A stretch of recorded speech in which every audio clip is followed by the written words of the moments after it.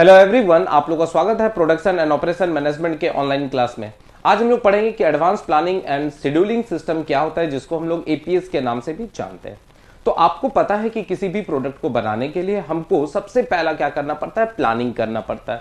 और प्लानिंग में क्या करते हैं, हम लोग सारे रिसोर्सेस का बेस्ट यूटिलाइजेशन करते हैं और फिर उसके आधार पर हम लोग क्या करते हैं, शेड्यूल तैयार करते हैं, एक टाइम टेबल हम लोग बनाते हैं और फाइनली मेरा प्रोडक्ट बनता है। तो advance planning and scheduling system में जनरली हम लोग जो पढ़ाई करते हैं वो क्या करते हैं, तो अब किसी भी प्रोडक्ट को बनाने के लिए हम लोग जितना भी रिसोर्सेस है उस रिसोर्सेस को बहुत ही अच्छे तरीका से मैनेज करते हैं with the help of software. मतलब अभी मार्केट में बड़े बड़े इंस्टीट्यूट के द्वारा, चाहे वो आईआईटी हो या बड़ा बड़ा एमबीए इंस्टीट्यूट हो, उसके द्वारा क्या किया गया है, सॉफ्टवेयर दिया गया है। इसका मतलब है कि जो भी आपको रिसोर्सेस है उस सॉफ्टवेयर में आप अच्छे से उसको ऑर्गेनाइज कीजिए। जो भी आपके पास टाइम टेबल देना है किसी भी ऑपरेशन को, उसको आप अच्छे से अरेंज कीजिए और फाइनली वहां से आपको क्या होगा, बहुत सारे मैथमेटिकल फॉर्मूला के मदद से आपका प्रोडक्ट जो है स्मूथली बनेगा। तो advance planning and scheduling system क्या है, एक तरह का सॉफ्टवेयर है, एक तरह का प्रोग्रामिंग है, जिसमें हम लोग अपने सारे डेटा को उसमें फीड करते हैं और उसके आधार पर मेरा प्रोडक्ट का पूरा शेड्यूल तैयार हो जाता है।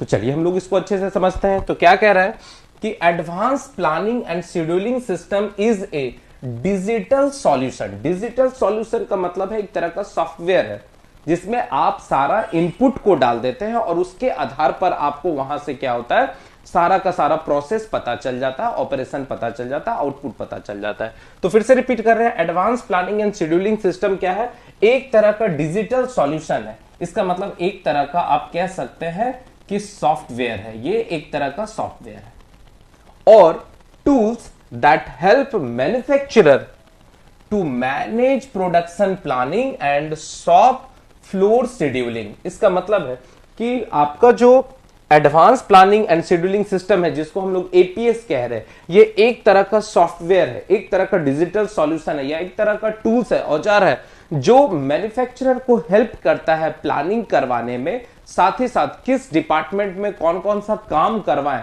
उसका आप अच्छे तरीका से प्लानिंग और शेड्यूलिंग कर सकते हैं। आगे कह रहा है, यूजिंग एडवांस एल्गोरिथम, आप अच्छे तरीका का सॉफ्टवेयर यूज करके, आप अच्छे तरह का मैथमेटिकल फॉर्मूला यूज करके क्या कर रहे हैं, to balance demand and capacity. मतलब कितना डिमांड है, कितना कैपेसिटी है, उसको आप अच्छे से बैलेंस कर सकते हैं एंड मेक प्रोडक्शन शेड्यूल। और साथ ही साथ आप प्रोडक्शन शेड्यूल भी उसका तैयार कर सकते हैं। तो फाइनली निष्कर्ष यही निकला कि एपीएस एक तरह का सॉफ्टवेयर है, डिजिटल सॉफ्टवेयर है, जिसमें हम लोग क्या किए, एक एल्गोरिथम बनाए हुए हैं जिसमें हम सारे डेटा को फीड करते हैं। डेटा कहने का मतलब है जो भी रिसोर्सेस आपके पास है। तो जनरली आपके पास 5 इंपॉर्टेंट रिसोर्सेस है, किसी भी ऑर्गेनाइजेशन के पास 5 इंपॉर्टेंट रिसोर्सेस होता है, जिसमें सबसे पहला याद रखना है मैन पावर, दूसरा आपका मनी होना चाहिए, तीसरा आपका मटेरियल होना चाहिए, चौथा आपका मशीन होना चाहिए और पांचवा सबसे बेस्ट मेथड कौन सा यूज कर रहे हैं प्रोडक्ट को मैन्युफैक्चर करने के लिए। ठीक है, तो यहां से क्लियर हो गया कि advance planning and scheduling system क्या है, एक तरह का सॉफ्टवेयर है, एक तरह का डिजिटल सॉल्यूशन है या एक टूल्स है जो हेल्प करता है मैन्युफैक्चरर को to manage production planning and shop floor scheduling, और साथ ही साथ डिपार्टमेंट को भी अच्छे से मैनेज कर सकता है। यूजिंग एडवांस एल्गोरिथम, आप क्या कर रहे हैं, अच्छे एल्गोरिथम का, अच्छे आप प्रोग्रामिंग का यूज करके आप बैलेंस कर रहे हैं कि कितना डिमांड है, कितना मेरा कैपेसिटी है, और साथ ही साथ आप प्रोडक्शन शेड्यूल आप तैयार कर रहे हैं। आगे कह रहा है कि advance planning and scheduling system, जिसको हम एपीएस कहते हैं, help a manufacturing unit to manage all the resources for smooth production. कह रहा है एपीएस सिस्टम के मदद से हम अपने सारे रिसोर्सेस का बहुत ही अच्छे तरीका से यूटिलाइजेशन कर सकते हैं। It consider all the major production factor, मतलब किसी भी प्रोडक्ट को बनाने के लिए हमको क्या क्या चीज का रिक्वायरमेंट हो रहा है, उसका सारा हम लोग डेटा इकट्ठा करते हैं, फिर आपके पास एक प्रोग्रामिंग बना है उसमें पुट करते हैं और वहां से हमको सारा का सारा उसका सॉल्यूशन मिलते जाता है। तो कह रहा है it consider all the major production factor including people का मतलब यहां पर मैन पावर हो गया, मशीन हो गया, इन्वेंट्री हो गया एंड कॉस्ट हो गया। मतलब कितना प्रोडक्ट को हमको स्टोर करके रखना है, कितना प्रोडक्ट हमको जो है वो अलग डिपार्टमेंट में भेज देना है, कितना प्रोडक्ट का मैन्युफैक्चर करके हमको होलसेलर या डिस्ट्रीब्यूटर को दे देना है, ये सब कुछ एपीएस सिस्टम के अंदर पता चलता है। आगे कह रहा है इट जनरेट रियलिस्टिक रिपोर्ट। क्या कह रहा है कि ये जो एपीएस सिस्टम है ये आपको एग्जैक्ट रिपोर्ट तैयार करके देता है, एग्जैक्ट डेटा आपको तैयार देता है। तो it generate realistic report to help in analysis the unit production capacity. मतलब कोई भी इंडस्ट्रीज अगर मान लीजिए कुछ प्रोडक्ट बना रहा है तो उसके लिए वो क्या करता है, एक पूरा का पूरा रियलिस्टिक डेटा आपको ये उपलब्ध कराता है।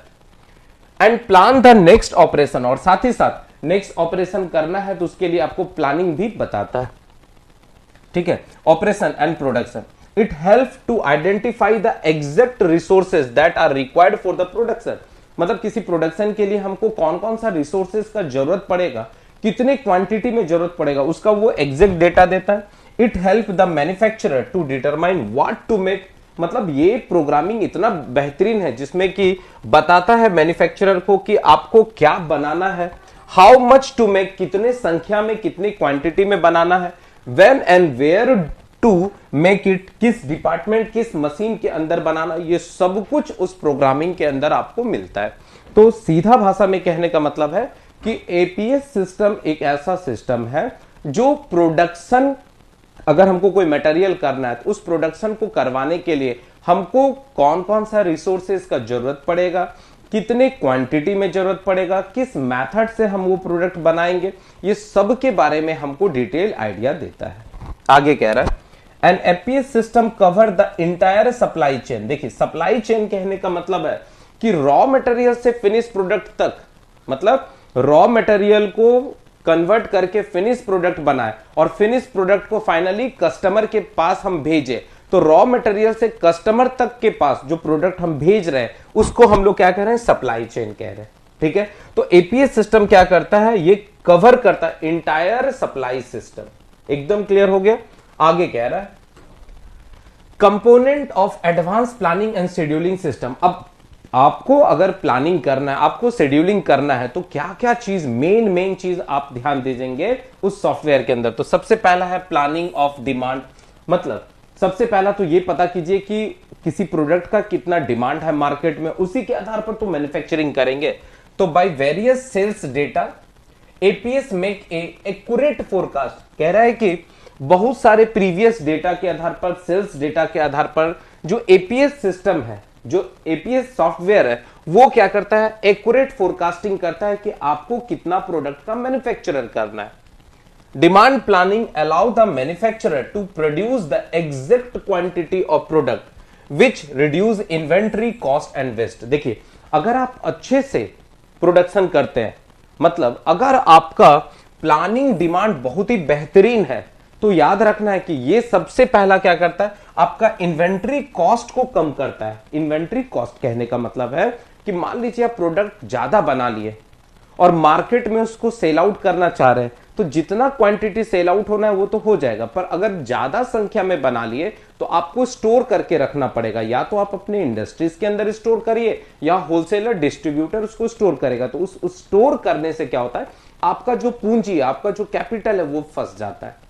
तो यही चीज बता रहा है कि एपीएस सिस्टम आपको बताता है कि जितना जरूरत है आप उतना का ही प्रोडक्शन कीजिए, जिससे कि आपका जो रिसोर्सेस है उसका ज्यादा यूज नहीं होगा। अगर रिसोर्सेस ज्यादा यूज नहीं होगा, जैसे मशीन का ज्यादा यूज नहीं हो रहा है, मटेरियल का ज्यादा यूज नहीं हो रहा है, मनी का ज्यादा यूज नहीं होगा, तो आप घाटा में नहीं रहेंगे। तो यही क्या कर रहा है, हर एक इंडस्ट्रीज आज की डेट में ऐसे ऐसे सॉफ्टवेयर, ऐसे ऐसे टेक्नोलॉजी का यूज कर रहा है जहां से उसको एग्जैक्ट फिगर मिल जाए कि हम कितना प्रोडक्ट बनाए, जिससे कि हमारा वेस्टेज कम से कम हो, स्टोरेज करने में खर्च मेरा नहीं आए। तो यही चीज यहां बता रहा है कि by previous sales data APS make accurate forecast, demand planning allow the manufacturer to produce the exact quantity of product which reduce inventory cost. मतलब सामान को रखने का जो खर्च आता है, that is called inventory cost, तो वो कम आएगा, वेस्टेज भी क्या होगा, कम होगा।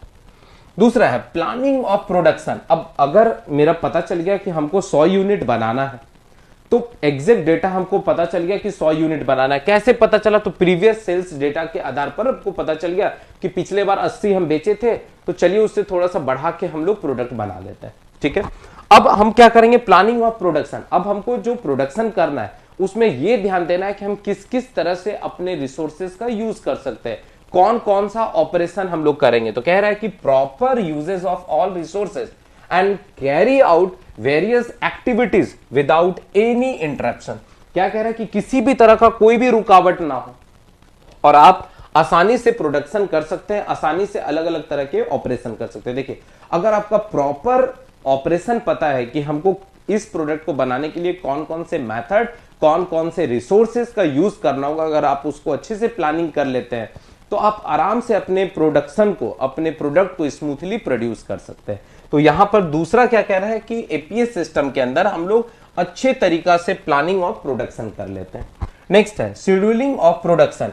अब आप शेड्यूल तैयार कर लिए कि पहले कौन सा काम होगा, फिर कौन सा काम होगा, फिर कौन सा काम होगा, तो उसके आधार पर आप शेड्यूल तैयार करें। तो proper scheduling reduce inventory and load on labour और मशीन। कह रहा है कि अगर आप अच्छे से शेड्यूलिंग कर लेते हैं तो एक तो क्लियर है कि इन्वेंट्री का खर्च आपका कम से कम। देखिए, अगर अच्छे से शेड्यूल है तो मटेरियल वेट नहीं करेगा, वो कंटिन्यूअस आगे बढ़ते जाएगा, प्रोडक्शन करते जाएगा, जिससे कि आपका इन्वेंट्री कॉस्ट क्या होगा? कम होगा और लेबर पर ज्यादा लोड नहीं आएगा। फिर क्या करता है? Planning of distribution. ठीक है, अब देखिए एपीएस सिस्टम भी क्या करता है? आपका डिस्ट्रीब्यूटर को भी फाइंड आउट करने में काफी मदद देता है। जैसे मान लीजिए किसी स्टेट के अंदर 50 गो डिस्ट्रीब्यूटर है, तो हमको किस डिस्ट्रीब्यूटर को कितना मटेरियल देना है वो आपको एपीएस सिस्टम बता देता है, क्योंकि वो पुराना डेटा के आधार पर पता करता है कि ये डिस्ट्रीब्यूटर मेरे प्रोडक्ट को अच्छे से बेच देता है, इसका ज्यादा हमको देना है। जो डिस्ट्रीब्यूटर होल्ड करके रखता है, नहीं बेच पाता है, उसको हमको कम देना है। तो यहां पर क्या होगा? प्रॉपर, यहां पर प्रॉपर, ठीक है, प्रॉपर सिलेक्शन ऑफ डिस्ट्रीब्यूटर,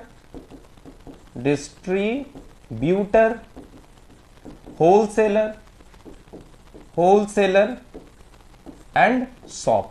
और हम लोग क्या करेंगे? अच्छे तरीका से होलसेलर को सिलेक्ट करेंगे, दुकान को सिलेक्ट करेंगे और साथ ही साथ डीलर लोग को सिलेक्ट करेंगे। ठीक है, नेक्स्ट है प्लानिंग ऑफ ट्रांसपोर्टेशन। अब ये भी इंपॉर्टेंट है कि अगर आप अच्छे से एपीएस सिस्टम का यूज करते हैं तो आपको पता होगा कि हमको कौन सा मटेरियल कहां से मंगाना है, उसमें किस तरह के ट्रांसपोर्टेशन सिस्टम का यूज करना है, गाड़ी से मतलब ट्रक से मंगाना है, ट्रेन से मंगाना है कि शिप से मंगाना है, ये सब कुछ एपीएस सिस्टम के अंदर होता है। तो मिनिमाइज ट्रांसपोर्टेशन कॉस्ट अगर आप अच्छे से करते हैं।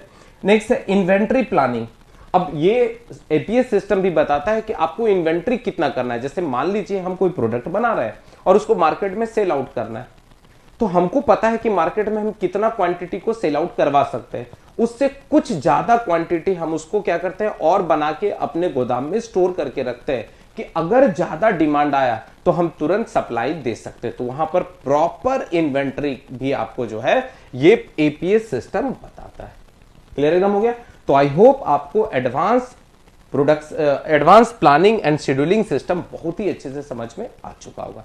तो आज के लिए बस इतने ही रहने देते हैं। अब हम लोग यूनिट 2 के अंदर सारा लगभग कंटेंट समाप्त कर चुके हैं। एक दो टॉपिक आपका छूटा हुआ है, तो आप क्या करेंगे? लगभग 5 पेज आप छोड़ दीजिए, जैसे ही कंटेंट उसमें आएगा उसको आप ऐड कर दीजिएगा और आप नेक्स्ट यूनिट को आसानी से स्टार्ट कर सकते हैं। तब तक आप लोग क्या करेंगे? मन लगा के पढ़ते रहिए। ठीक है, चलिए, थैंक यू।